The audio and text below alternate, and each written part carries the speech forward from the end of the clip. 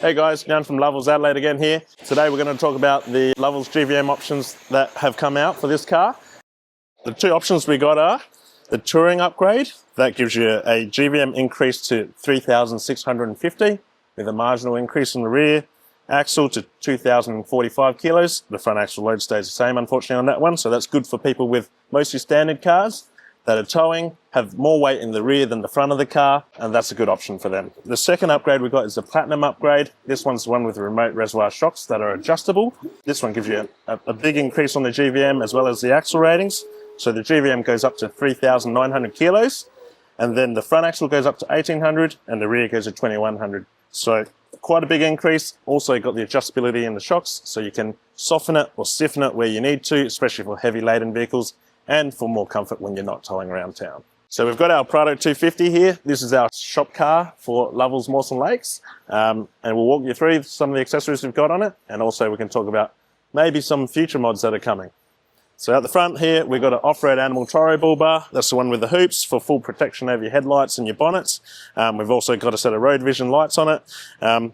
They come with a dual DRL, so you can have amber or white, and you can switch that as well. Down the bottom here, we've got a carbon 12,000 pound winch, one of the lightest winches available on the market. Definitely something that I would recommend if you go on remote solo touring. We've also got an integrated light bar and a antenna on the front for communication. We've gone for the Uniden X-Track 80. On the front here, you'll probably notice that there's recovery points on it already. They come with the bar as standard, as well as this front bash plate. So that allows you for protection, and then comes down back to the factory plates, or you can get aftermarket ones if desired. The bar itself integrates all of the cameras as well as the sensors and the radars, so everything works properly as it should from Toyota. First thing you'll probably notice on this is when we open it, it's got gas struts on it. Not a thing Toyota brought it out with, unfortunately, but it's a mod you can do to them. Also under the bonnet, we've got a iTech World 100 amp hour battery with a Red Arc 40 amp charger, dual battery system running our fridge in the rear.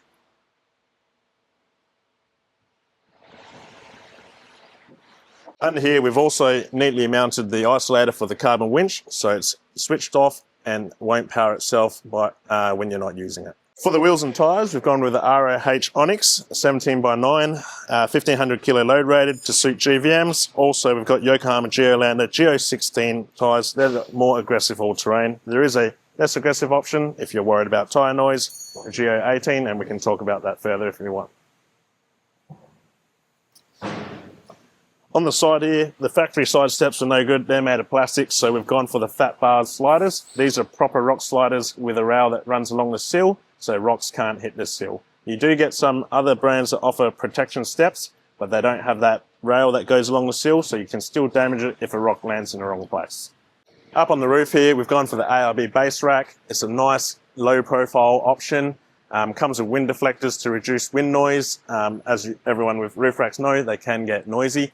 We've also opted for Maxtrax holders made by K-On. When you're not using them, you can fold them away so they're nice and flat to give you a lower profile roof to fit into garages and car parks. On the side here, we've got the quick release Rhino shovel holder, which also can be used for other tubular objects. So the Maxtrax holders can hold up to 4 or 2. The pins allow for that. You can also, same as the awning bracket, take your Maxtrax off and then fold the pins down flat.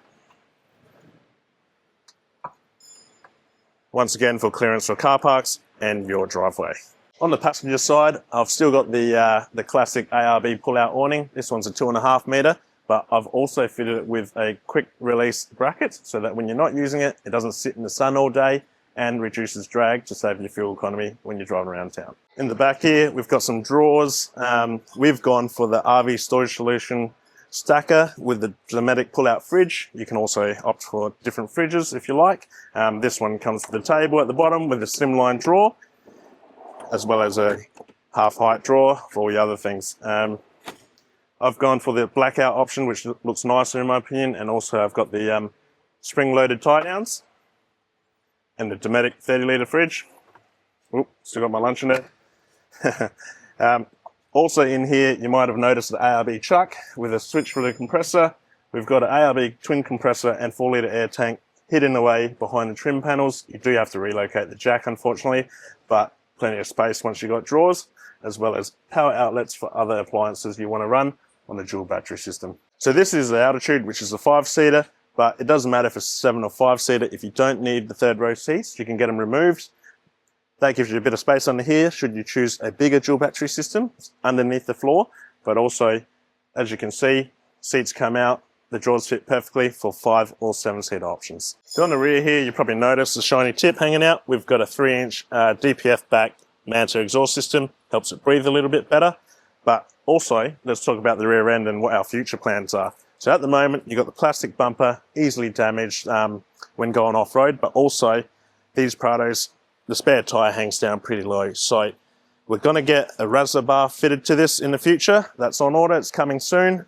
So watch our videos, keep an eye out on our social medias for when this gets installed. So that's the wrap up of the Prado 250 walkthrough. There will be some other things such as Clearviews as well that are coming in the future. So we got stock coming. Call one of our stores at either Edwardstown or Mawson Lakes to inquire about pricing and lock in your booking for your upgrade on your Prado 250.